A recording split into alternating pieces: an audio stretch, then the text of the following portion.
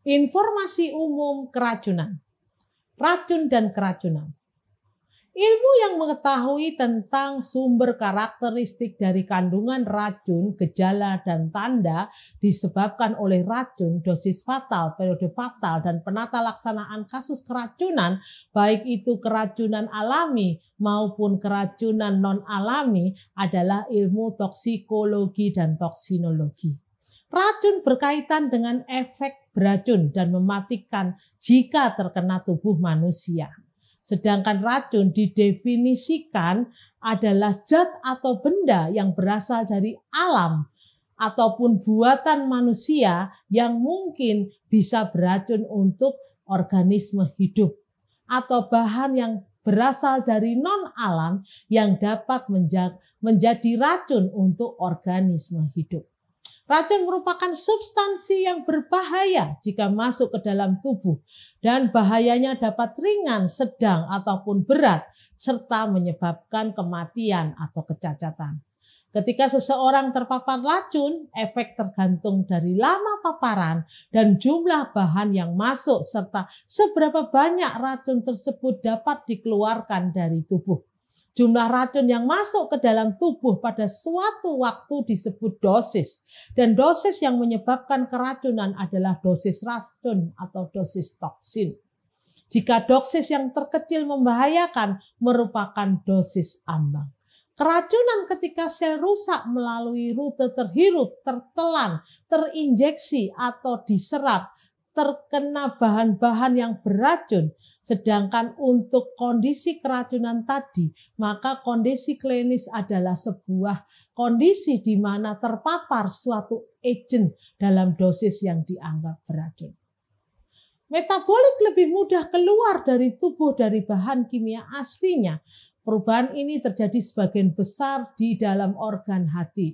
Jadi racun yang tidak berubah atau metabolitnya biasanya meninggalkan tubuh melalui urin, feses atau keringat atau udara. Jika seseorang bernapas keluar, maka pergerakan itu bisa menolong proses keracunan segera mengalami perbaikan.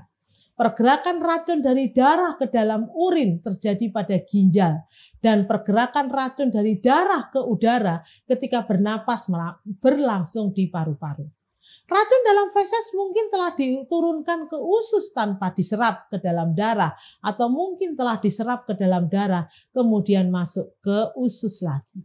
Beberapa racun pestisida golongan organoklorin masuk ke dalam jaringan tubuh dan organ di mana mereka dapat tinggal untuk waktu yang lama. Keracunan akut dan kronis.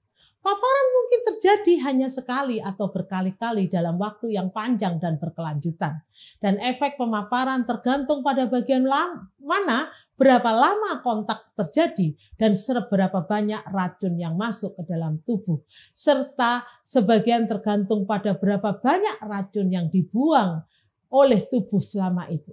Jadi ada dua jenis pemaparan, yaitu paparan akut merupakan kontak yang tunggal yang berlangsung untuk beberapa detik, menit, jam, dan beberapa hari atau lebih. Pemaparan kronik merupakan kontak yang berlangsung beberapa hari, bulan, dan tahun. Mungkin terus-menerus tidak terputus karena tidak ada kontak dengan paparan. Paparan kronis sejumlah kecil racun tidak dapat menyebabkan tanda-tanda atau gejala keracunan pada awalnya. Mungkin beberapa hari atau bulan setelah bahan kimia mencapai jumlah yang cukup dalam tubuh akan menyebabkan keracunan.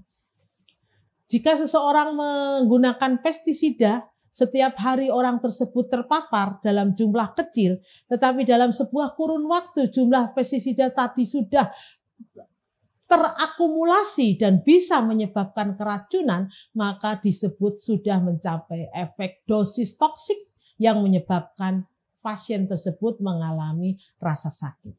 Rute paparan dan efek racun. Racun dalam tubuh bisa melalui rute paparan melalui beberapa, yaitu tertelan lewat saluran pencernaan, terhirup lewat saluran pernapasan, kontak dengan kulit, kontak dengan mata. Dan efek dari zat kimia pada tubuh dapat digambarkan lokal atau sistemik. Efek lokal terbatas pada bagian tubuh yang kontak dengan bahan, misalnya bahan kimia seperti kulit, mata, saluran pernafasan, saluran pencernaan, kemudian ruam kulit, luka bakar pada kulit, mata berair, iritasi tenggorokan yang menyebabkan batuk. Banyak racun yang bisa menyebabkan efek lokal, tetapi sistemik juga banyak. Beberapa efek sistemik dapat terjadi, misalnya merusak organ, otak, saraf, hati, jantung, paru, ginjal, dan kulit. Dan kebanyakan racun memiliki efek lebih besar satu atau dua organ pada bagian lain dari tubuh. Organ yang paling berpengaruh disebut organ sasaran, dengan memblokir antara saraf dan menghentikan tubuh bekerja dengan baik. Misalnya dengan memblokir suplai energi dan suplai oksigen. Efek sistemik terjadi jika jumlah racun yang masuk ke dalam tubuh lebih banyak dari jumlah racun yang dapat dikeluarkan oleh tubuh. Racun akan terakumulasi dan mencapai ambang batas. Tipe keracunan. Keracunan dapat terjadi dua hal, yaitu sengaja meracuni diri dan tidak sengaja meracuni diri. Tipe kejadian yang sengaja adalah kejadian-kejadian yang merupakan misuse, abuse, kemudian kejadian aborsi, kriminal, dan kejadian-kejadian overdosis daripada obat. Sedangkan tipe keracunan yang tidak disengaja biasanya adalah keracunan akibat kerja, keracunan lingkungan, keracunan karena transport, dan juga keracunan makanan.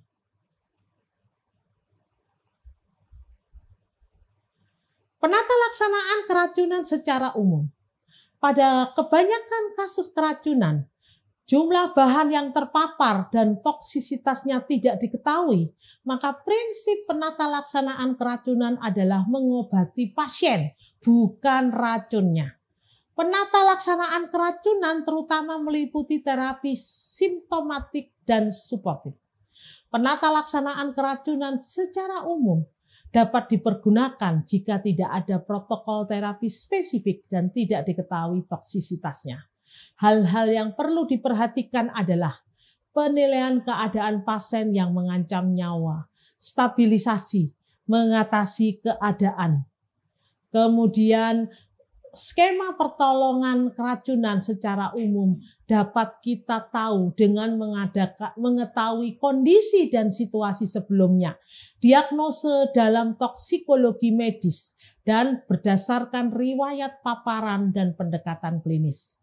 Pemeriksaan klinis dilakukan secara sistematik dan ketat, dan sangat penting dilakukan secara dinamis, primary survey maupun secondary survey. Langkah ini juga dilakukan pada pemeriksaan elektrokardiogram dalam kasus-kasus serius berada di bawah observasi dan dugaan keracunan. Dan apabila diperoleh sampel darah, maka diprioritaskan melakukan tes laboratorium rutin, misalnya elektrolit serum, kreatinin serum, glukosa, kalsium, jumlah sel darah, tes fungsi hati, dan gas darah arteri. Daripada melakukan analisa toksikologi. Faktor-faktor yang diperhitungkan dalam menilai prognosis pasien adalah jumlah bahan paparan pada pasien, formulasi, latar belakang pasien, interval waktu antara paparan dan pengobatan, pengobatan awal dan pertolongan pertama yang sudah diberikan sampai timbulnya gejala dan terjadinya komplikasi, serta pada primary survey dilakukan 6 komponen penting, yaitu mengamati secara umum kondisi pasien, asesmen mental status korban, menilai jalan napas, menilai apakah pasien masih bernapas, melihat denyut nadi dan apakah ada risiko perdarahan, serta membuat keputusan terkait prioritas atau kegawat daruratan korban. Secondary survey dilakukan dengan cara fokus pada histori korban, pemeriksaan fisik yang meliputi cedera, keluhan medis, pemeriksaan secara cepat ke seluruh tubuh, dan juga pemeriksaan riwayat pasien serta tanda-tanda vital. yaitu sign dan simptom, alergi, medikasi, dan juga histori. Makanan sebelum dilakukan kondisi pemeriksaan, serta riwayat dari penyakit dan juga injury. Jadi ketika pasien masuk dilakukan resusitasi, stabilisasi, dan bantuan hidup dasar, dekontaminasi serta eliminasi serta pemberian antidotum, serta pertolongan pada keadaan khusus. Jika tidak memungkinkan perawatan pada tempat fasilitas kesehatan, maka dilakukan rujukan. Dengan kondisi pasien berada dalam kondisi yang berat dan buruk, membutuhkan tata laksana lebih lanjut dan membutuhkan pengobatan yang tidak tersedia di puskesmas. Stabilisasi. Keselamatan penolong dan pasien haruslah terjamin. Tetap tenang dan dapat menolong pasien merupakan skala prioritas yang dilakukan dalam kondisi triase. Gawat darurat adalah triase yang dilakukan pada pasien-pasien yang tidak stabil dan membutuhkan resusitasi. Pasien gawat tetapi tidak darurat adalah pasien-pasien yang membutuhkan stabilisasi dan manajemen tetapi bukan resusitasi.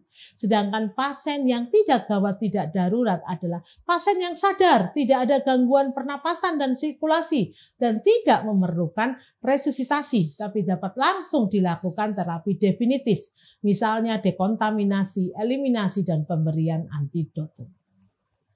Resusitasi jantung paru pada kondisi keracunan. Resusitasi jantung paru adalah sebuah akses rantai penyelamatan untuk menggambarkan waktu yang merupakan hal yang sangat penting dalam penyelamatan pasien pada kondisi-kondisi gagal jantung dan henti nafas. Rantai penyelamatan tersebut adalah mengaktifkan emergency medical system, melakukan resusitasi jantung paru dengan memberikan sebuah pijat jantung dan juga melakukan defibrilasi dengan memasangkan defibrilasi maupun AED. Segera memberikan bantuan hidup lanjut yang efektif dan segera memberikan penanganan pasca henti jantung yang adekuat. Dengan 5 step ini, maka pasien dapat memberikan kesempatan untuk mendapatkan kompresi dada dan juga pertolongan dalam fungsi jantung dan nafas yang berhenti. Bantuan hidup dasar digunakan untuk mempertahankan pernapasan dan sirkulasi yang adekuat sampai kondisi penyebab henti jantung dan henti nafas dapat diatasi.